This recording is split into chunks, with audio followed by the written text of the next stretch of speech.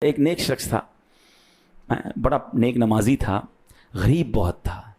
نماز عشاء فارغ ہو کر جب گھر پہ آیا تو پتہ چلا بچے سو گئے ہیں۔ اپنی زوجہ سے پوچھا کہ بچوں نے نماز پڑھ لی ہے؟ تو کہا بچوں کو کھانے کو کچھ تھا ہی نہیں، رو رہے تھے، میں نے بہلا پھسلا کے بھوکا ہی سلا دیا ہے۔ کہ نماز تو پڑھانی چاہیے تھی، کہ نماز پڑھاتی تو اور روتے، بھوکے تھے۔ میں نے کہا کم از کم کھانا گھر میں نہیں ہے تو بھوکے سو جائیں، کہ نہیں اٹھاؤ انہیں نماز پڑھانی ہے۔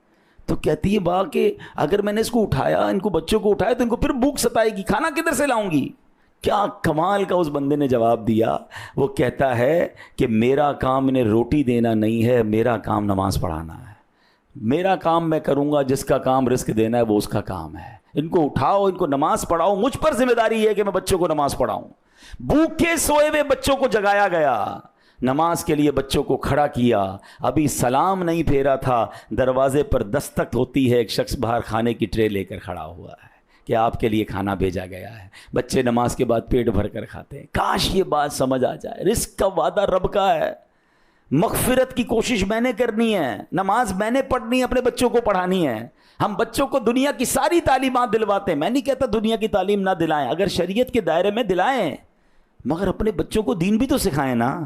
ہم صرف دنیا میں اپنے بچوں کو پیسے کمانے کا طریقہ بتاتے ہیں۔ بھئی پیسے کمانا کا سکھاؤ گے، سخاوت کون سکھائے گا؟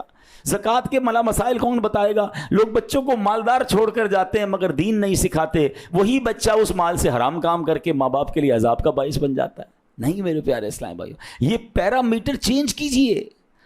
مجھ پر اور آپ پر بھی جو ہماری ذمہ داری ہے کہ ہم نے اللہ کو راضی کرنے کی کوشش کرنی ہے۔ رزق کا رب نے وعدہ کیا ہے، وہ ڈھونڈ کر پہنچے گا۔ اور بالکل ایسے ہی آپ نے دیکھا کہ وہ بندہ کہتا ہے میں نے اللہ سے جو وعدہ کیا ہے مجھے وہ وعدہ نبھانا ہے، نماز پڑھانا میری ذمہ داری ہے، کھانا کھلانا میری ذمہ داری نہیں، وہ اللہ نے